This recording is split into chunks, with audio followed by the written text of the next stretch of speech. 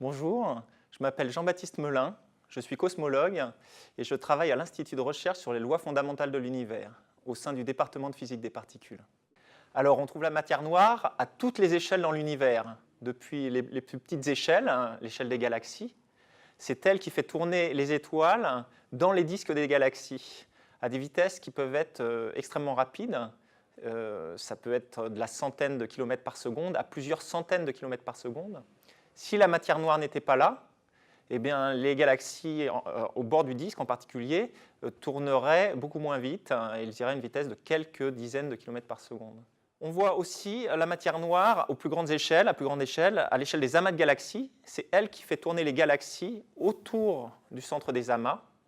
Si la matière noire n'était pas là, alors il n'y aurait pas assez de masse pour que les galaxies tiennent par la gravitation et ces objets, les amas de galaxies, n'existeraient simplement pas.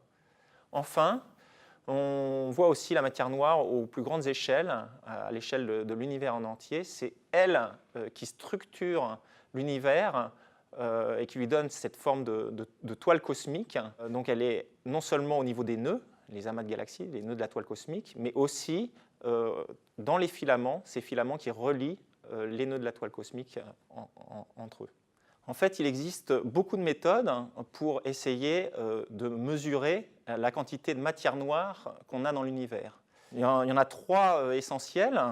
La première, c'est d'observer le fond diffus cosmologique, qui est cette première lumière qui a été émise dans l'univers peu de temps après le Big Bang. La deuxième, indépendante, c'est d'observer les supernovae, ces étoiles en fin de vie, qu'on peut observer à la fois proche de nous et loin de nous. Enfin, une troisième méthode, c'est l'étude des amas de galaxies. Ces trois méthodes, et ça c'est quelque chose qui est très intéressant, c'est que ces trois méthodes, quand on les utilise pour mesurer la quantité de matière noire dans l'univers, on trouve le même résultat. On trouve qu'il faut 5 fois plus de matière noire que de matière normale dans l'univers pour pouvoir expliquer les mouvements qu'on voit dans notre univers. C'est ce qu'on appelle le modèle de concordance. Il a été établi à peu près au moment des années 2000, quand les gens qui travaillaient donc, dans ces différents domaines de recherche, le fond diffus cosmologique, les supernovae, les amas de galaxies, ont comparé leurs mesures et ils ont tous trouvé ce rapport 1 pour 5, c'est-à-dire 5 fois plus de matière noire que de matière normale. Et de là est venu le terme de concordance, les avis concordent. On est capable, à l'aide de supercalculateurs, de reproduire l'univers.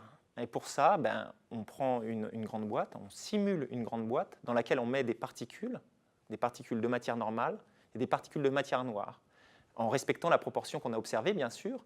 Donc 1 pour 5, 1 de matière normale pour 5 de matière noire, et on va laisser évoluer la gravitation. Et on regarde donc comment évolue cette boîte, et les structures, donc l'univers apparaît en formant les filaments de la toile cosmique qu'on connaît, les amas de galaxies au nœud de cette toile cosmique et les galaxies.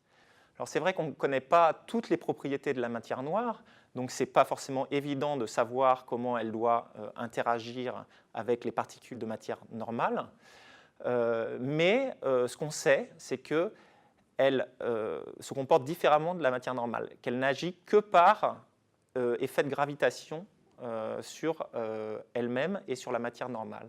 Par contre, elle n'émet pas de lumière ou elle ne se refroidit pas au contact d'autres particules de matière noire ou de particules de matière normale, ce qui n'est pas le cas pour les particules de matière normale qui peuvent, elles, émettre de la lumière ou se refroidir ou se réchauffer. Dans les ordinateurs, dans les supercalculateurs, on code ces propriétés pour la matière noire.